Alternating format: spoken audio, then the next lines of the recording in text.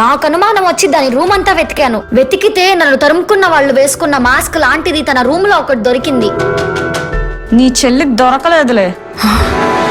దొరకలేదంటే నాకు దొరకలేదనుకున్నాను, దానికి దొరకలేదా? ఇదిగో అమ్మా. ఏంటి?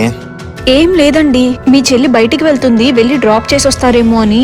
నన్నెవరూ డ్రాప్ చేయాల్సిన అవసరం లేదు. నువ్వేంటి ఇంత నల్లదిగా ఉన్నావు? ఏం లేదండి, నా చెల్లి గురించి ఆలోచిస్తుంటే నాకు భయమేస్తుంది, తనకేమన్నా అవుతుందా అని.